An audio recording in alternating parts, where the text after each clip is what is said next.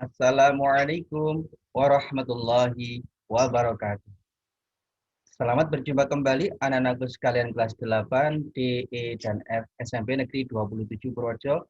Masih bersama Pak Eko di channel YouTube Pak Eko saja.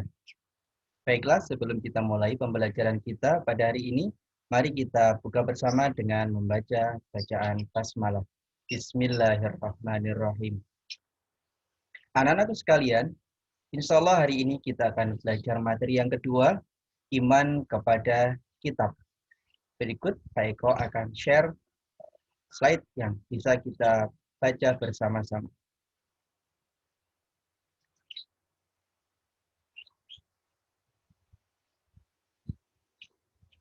Ya, mudah-mudahan tampak di HP kalian.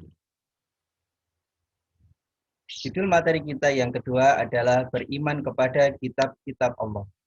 Insya Allah nanti kita akan belajar tentang pengertian nama kitab serta nabi penerima, bahasa serta kandungan dan dalilnya, serta kelebihan Al-Quran dibandingkan kitab suci yang lain, dan terakhir tentu saja fungsi, manfaat atau hikmahnya kita beriman kepada kitab-kitab Allah.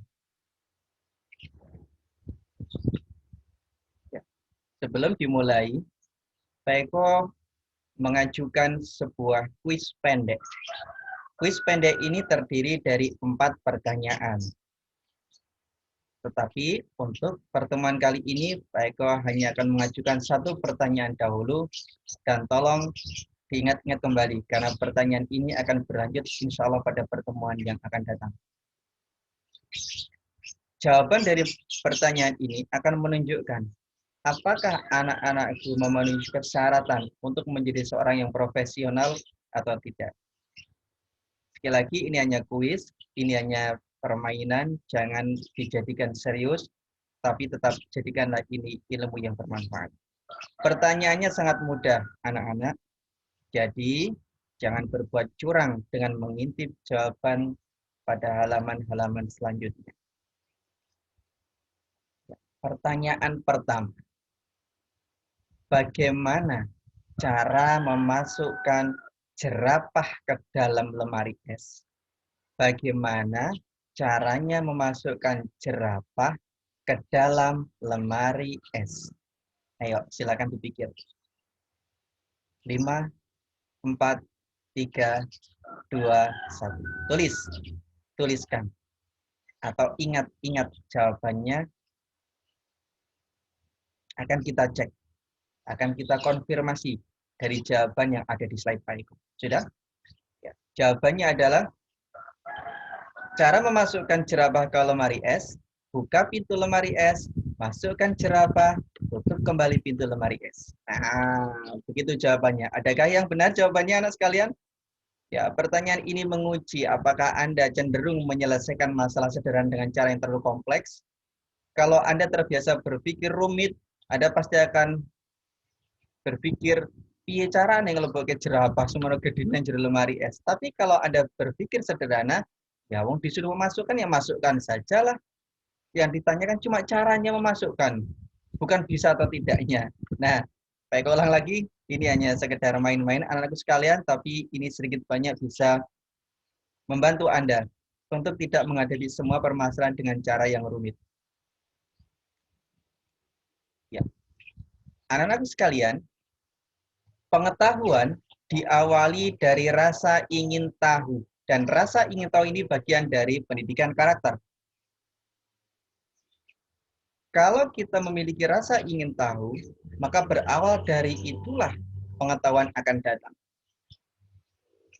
Kalian sudah pernah belajar bahasa Inggris di kelas 7 dan sudah pernah disampaikan ada beberapa kalimat tanya seperti what, when, where, who, how, dan sebagainya. Dari pertanyaan-pertanyaan itulah maka nanti akan datang jawaban-jawaban dan menjadi pengetahuan bagi kita. Kita coba 5 saja anak sekalian. Yang pertama adalah what atau apa. Kalau anak-anakku sekalian melihat sesuatu yang asing, sesuatu yang baru, benda yang baru, pengetahuan yang baru, lalu kalian mau bertanya, apa? maka Anda akan mendapatkan jawaban tentang pengertian dari pengetahuan atau materi atau benda tersebut. Contohnya, misalnya dahulu belum ada telepon pintar seperti sekarang ini. Kemudian kebetulan tetangga Anda membelinya. Sedangkan telepon kita, HP kita, misalnya masih jadul. Tapi kita mau bertanya, apa itu? Nah, maka kita akan mendapat jawaban. Ini adalah smartphone misalnya. Maka kemudian kita tahu, oh namanya smartphone. Oh ini untuk bukan bisa hanya untuk berhubungan suara, bukan hanya bisa untuk mengetikkan pesan, tapi juga bisa video call, kemudian bisa digunakan untuk mencari informasi, dan sebagainya. Yang kedua, kapan dan di mana? Ketika Anda mau bertanya kapan dan di mana, maka Anda akan mendapatkan jawaban, waktu, dan ruang di mana pengetahuan atau materi tersebut terjadi. Misalnya, saat ini kita belajar tentang iman kepada kitab. Lalu Anda mau bertanya, Pak, kapan kitab Taurat itu diturunkan? Maka kalian akan mendapatkan pengetahuan bahwa Taurat diturunkan pada tahun sekian, sekian, sekian. Kemudian, kata tanya yang ketiga, siapa? Kalau Anda bertanya tentang siapa, maka Anda akan mendapatkan jawaban tentang subjek, pelaku yang terlibat dalam pengetahuan atau materi tersebut. Contohnya, ada sebuah motor yang baru, misalnya merek NMAX. Kemudian Anda mau bertanya, ini siapa sih dahulu yang bikin ini? Maka Anda akan mendapatkan jawaban pelaku-pelaku atau penemunya. Pengetahuan banyak di sekeliling kita, hanya saja kita terlalu cuek, sehingga kita tidak banyak mendapatkan pengetahuan. Contoh, sehari-hari hampir tidak ada manusia yang tidak menggunakan listrik dalam kehidupan modern sekarang ini. Tetapi pernahkah sekalian bertanya, siapa yang menemukan listrik?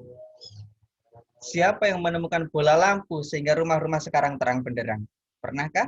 Tidak. Maka kita pun menjadi tidak tahu. Yang keempat, kata tanya adalah mengapa. Kalau anak-anakku bertanya mengapa, maka Anda akan mendapatkan jawaban latar belakang dari pengetahuan atau materi tersebut. Dan terakhir, kalau anak-anakku sekalian mau bertanya bagaimana, maka Anda akan mendapatkan gambaran proses dari pengetahuan atau materi tersebut. Nah, cobalah anak-anakku sekalian untuk memiliki karakter rasa ingin tahu. Dimulai dari menerapkan 5 pertanyaan simpel ini saja. 5 pertanyaan sederhana ini saja terhadap hal-hal di sekeliling kita, terhadap sesuatu-sesuatu di sekeliling kita yang selama ini kita cuek-cuek saja. Tidak menganggapnya sebagai pengetahuan. Insya Allah dengan demikian, perlahan tapi pasti akan banyak pengetahuan yang kita dapat. Baik, kau contohkan misalnya seperti ini. Anak-anakku sekalian memiliki APK SMP 27 Purworejo atau channel PAI, channel Pendidikan Agama Islam dan Budi Pekerti kelas 8. Ketika Anda klik, maka akan tampil gambar shade seperti yang paling kiri ini. Yang mana ketika Anda scroll ke bawah dan ke atas, bisa Anda pilih ada menu-menu tema 1, tema 2, tema 3, dan seterusnya. Saya meminta Anda untuk mengklik menu lihat nilai Anda di sini. Jika menu lihat nilai ada di sini Anda klik, maka akan tampil halaman spreadsheet yang menyajikan nilai Anda real time. Nilai Anda apa adanya setiap saat diperbaharui. Nah, ketika nilai Anda ini sudah tampil, di sini ada banyak kelas yang Pak Eko ampu, sehingga ada bisa memilih kelas Anda 8D, 8E, 8F, 9A, sampai dengan 9F. Setelah Anda klik kelas Anda atau klik kelas yang lain, Anda bandingkan misalnya dengan kolom Anda. Selanjutnya ketika Anda melihat kolom Anda, nilainya berwarna merah. Tidakkah ada keinginanmu untuk bertanya pada temanmu, kenapa kolom Anda bisa merah sedangkan kolom teman Anda tidak merah? Pernahkah ada pertanyaan di hatimu, kenapa nilai teman saya 100 sedangkan saya tidak? Atau bahkan pernahkah Anda mau bertanya pada guru, Mengapa kolom Anda berwarna merah? Atau sesungguhnya Anda tahu sebabnya kolomnya berwarna merah tapi Anda cuek-cuek saja. Jika hal sepele seperti ini saja tidak membuatmu ingin tahu, maka sungguh rendah sekali karakter rasa ingin tahumu. Dan itu adalah PR kita bersama untuk bersama berubah kian hari harus lebih baik dari hari ini. Ya, kita masuk kepada materi iman kepada kitab-kitab Allah. Pengertian iman kepada kitab Allah adalah meyakini bahwa Allah menurunkan petunjuk bagi umat manusia melalui kitab atau suhuf yang diwahyukan kepada para nabi rasulnya.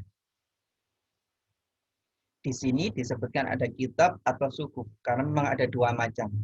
Kitab adalah kumpulan firman Allah yang diwahyukan pada nabi dan rasul melalui malaikat Jibril. Sedangkan suhuf adalah lembaran firman Allah yang diwahyukan pada para nabi dan rasul melalui malaikat Jibril. Jadi perbedaan mendasarnya, kalau kitab adalah kumpulan firman Allah, sedangkan suhuf hanya berupa lembaran saja. Nah, berikut Pak Eko sederhanakan menjadi sebuah tabel nama kitab, penerima, tahun atau sasaran, kemudian bahasa serta inti kandungan dan dalilnya. Dimulai dari kitab Taurat. Kitab Taurat diturunkan kepada Nabi Musa alaihissalam tahun 12 sebelum Masehi, diperuntukkan bagi Bani Israel.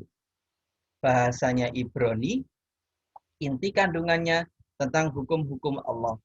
Misalnya 10 perintah Tuhan, diantaranya dilarang menyekutukan Allah, dilarang membunuh, dilarang minum minuman keras, dilarang durhaka kepada orang tua, dan sebagainya. Contoh dalilnya di dalam Al-Quran adalah walaqad ataina Musal kitab, dan sungguh telah kami berikan kepada Musa Alkitab, yaitu Taurat. Yang kedua, Zabur. Kitab Zabur diturunkan kepada Nabi Dawud alaihissalam tahun 10 sebelum Masehi. Kemudian diturunkan untuk Bani Israel. Maaf, abad 10 sebelum Masehi kepada Bani Israel. Jadi kalau Taurat diturunkan abad 12 sebelum Masehi, kalau Zabur abad 10 sebelum Masehi. Masehi adalah tahun kelahirannya Nabi Isa alaihissalam.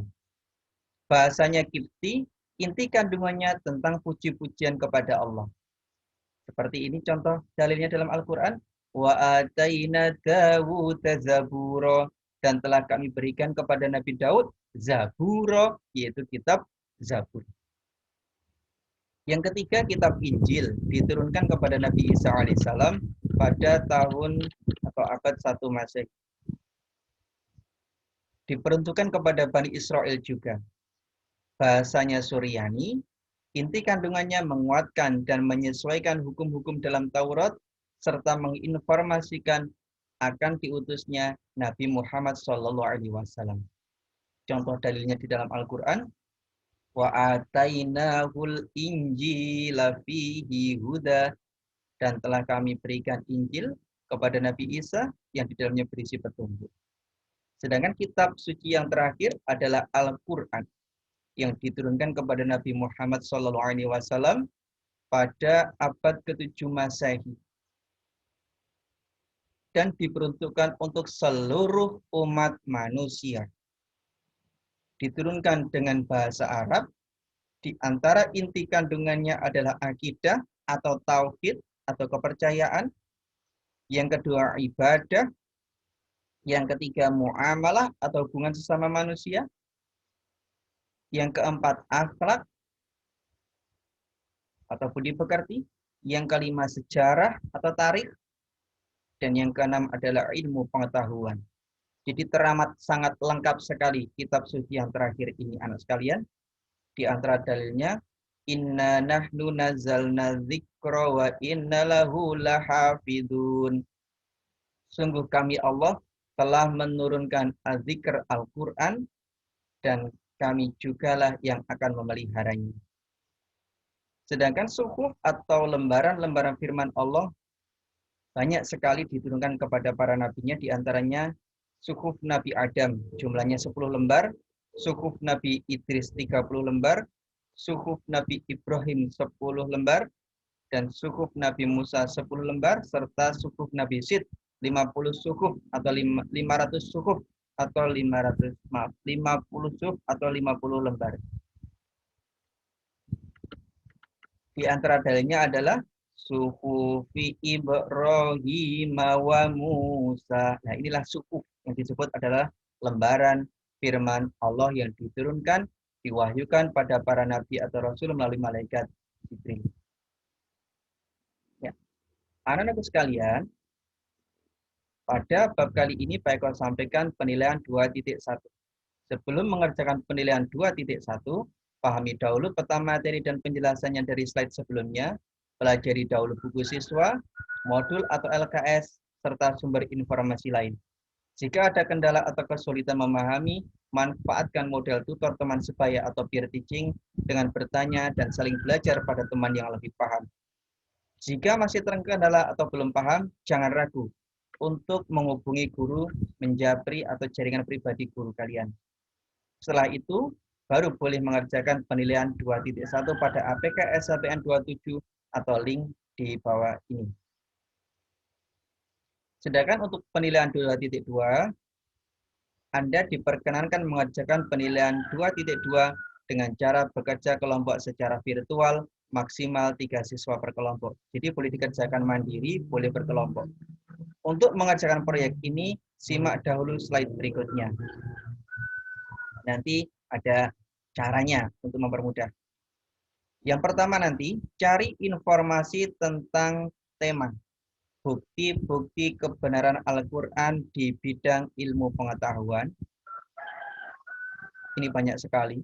Misalnya bukti adanya vaksin, bukti adanya virus, bukti bumi itu bulat, bukti adanya rotasi, bukti adanya evolusi, bukti bahwa adanya gerhana matahari dan gerhana bulan, dan sebagainya. Anda bisa masukkan banyak sekali kata kunci di sini. Kemudian bukti kebenaran Al-Quran yang akan terpelihara sampai hari kiamat. Boleh Anda mencari tema itu. Serta bukti-bukti kebenaran Al-Quran yang sudah terjadi dan sejenisnya. Cari informasi tersebut dari sumber selain buku siswa, modul, atau LKS. Misalnya dari majalah Islam, koran atau internet, atau televisi. Salin atau sadar isinya di buku catatan Anda. Jika bekerja kelompok, berarti satu kelompok isinya boleh sama. Jika Anda mengambil informasi bacaan dari buku atau majalah, koran, dan sejenisnya, cantumkan judul buku, koran, atau majalah, kemudian pengarang, serta penerbitnya.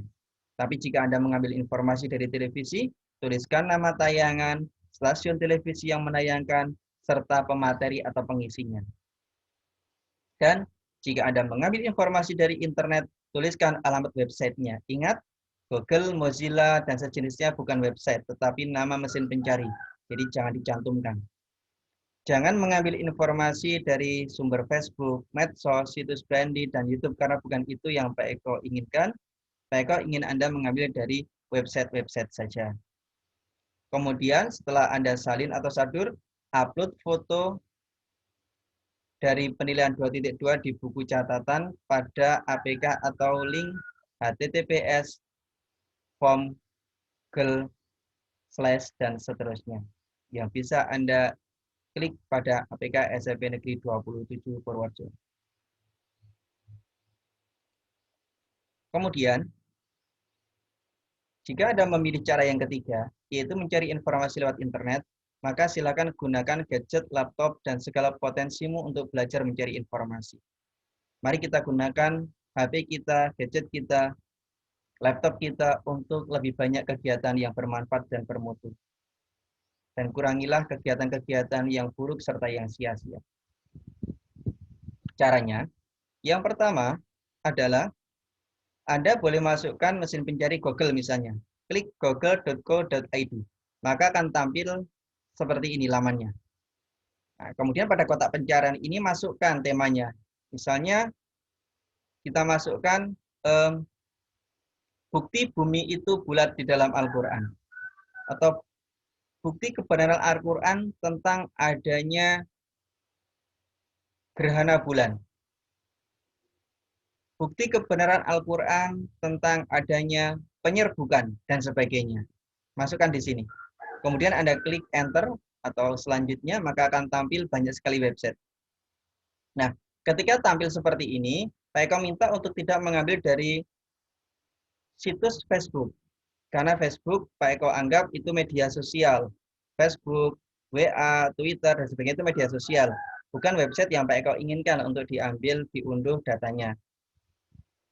Akan lebih baik lagi kalau kalian mengambil dari website-website yang kredibel atau terpercaya, seperti misalnya website-website surat kabar, media cetak, atau media cetak dalam bentuk elektroniknya. Demikian pula untuk YouTube, kenapa tidak Pak Eko sarankan? Karena YouTube itu adalah situs video. Situs video yang pengunggahnya bisa masing-masing pribadi. Pak Eko akan lebih senang jika kalian justru mengambilnya dari televisi-televisi nasional, sehingga bisa lebih dipertanggungjawabkan. Demikian maksudnya. Kemudian kenapa tidak Brandly? Kalau Brandly itu adalah situs untuk biasanya anak-anak untuk pengerjaan PR itu mengambil dari Brandly.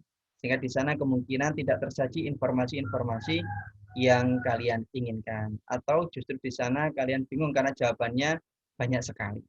Dan belum divalidasi jawaban yang paling benarnya. Itu alasannya anak sekalian. Kemudian Anda bisa scroll ke bawah, maka Anda akan mendapatkan tampilan bahwa ternyata di paling bawah ini masih banyak sekali halaman-halaman yang belum terbuka. 1, 2, 3, dan seterusnya pada kalimat G-O-O-O-O-G. Sehingga silakan Anda bisa cek pada masing-masing halaman tersebut, maka akan disajikan telusuran-telusuran yang berbeda lagi. Setelah Anda temui materi, judul, atau website yang cocok, misalnya ini Pak Eko contohkan https://techno.okezone.com/red dan seterusnya. Maka setelah diklik akan keluar seperti ini. Pilih salah satu saja bukti kebenaran Al-Quran. Sehingga bisa disalin, disadur, atau diringkas menjadi maksimal 2 halaman berjajar buku Anda. Maksimal ya, boleh 1 halaman, akan lebih baik. Kemudian itulah nanti yang akan Anda upload. Nah, setelah Anda foto, fotonya diupload di APK sebagai pelengkap untuk penilaian 2.2. Demikian anak-anakku sekalian, terima kasih atas perhatiannya. Mudah-mudahan semuanya sehat. Segera kita bisa berjumpa kembali dalam forum tatap muka di sekolah. Banyak kekurangan, mohon maaf. Assalamualaikum warahmatullahi wabarakatuh.